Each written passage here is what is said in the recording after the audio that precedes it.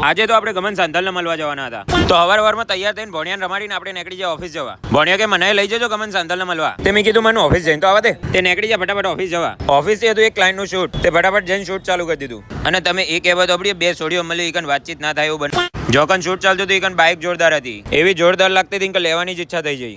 Shoot પટાઈને આપણે સીધા પહોંચી જઈએ ઘેર. ઘેર આવતા જ ભાઈબંધે કીધું કે હેડો ગમન સાંધલને જોવા જવાનું. તે મેં કીધું તો ઈકનથી મસ્તી કરતા કરતા પહોંચી ગયા અમે બીજા ભાઈબંધના ત્યાં. ઈકનથી 10 કિલોમીટર હજી હતું. તે મોણ ઈકન પહોંચી તો જ્યાં. ઈકન પહોંચ્યા ને એટલે બપ્પી લહેરી મળ્યા હતા. ચમ બપ્પી લહેરી એ પછી કહું. હેડો પેલા અંદર. ગમનભાઈ જોવા ભીડ તો જબર આવી હતી, પણ એ ભીડને જોવા ગમનભાઈ જ નતા આયા. ये बड़ी अच्छी बात कही आप. બધા કઈ ગમનભાઈ 12 વાગે જ આવશે. હોય તો પાછી હોનાની પાઘડીએ ચડાઈ હતી જુઓ. ત્યાં સુધી બાકી રેકડી વપડવાની મજા આવે. ગમનભાઈ ની રાહ જોઈને થાક્યા એટલે થોડી વાર બહાર જઈને બેસી ગયા. આ રે અમાર બપ્પી લહેરી. नहीं, हमारे अंदर सब सोना है. हमारा घोरी सोने का है, बुलेट सोने का है, बेल्ट सोने का है.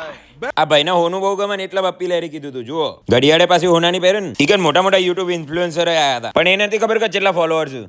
जा पूछ क्या એટલામાં જ ખબર પડી કે ગમનભાઈ તો નહીં આવવાના. कल भाई तो नहीं आए, अभी अगली बार आएंगे मिलने के लिए, तो घर पे चले. ગમનભાઈ ના આયા, પણ રેગડી વપડવા થોડી વાર ઉભા રહ્યા, કારણ કે તેજસભાઈ ને રેગડી ની ચા પીવી હતી. खत्म. પણ ચા તો પૂરી થઈ ગઈ હતી. પરોણે નીકળે ઘેર और જવા. अगर तुम लोग नए हो तो सब्सक्राइब करो, वो जो लाल वाला बटन है उस पर फूट फेंक के मारो या फिर मोमबत्ती, मुझे नहीं पता, बस क्लिक हो जाना चाहिए.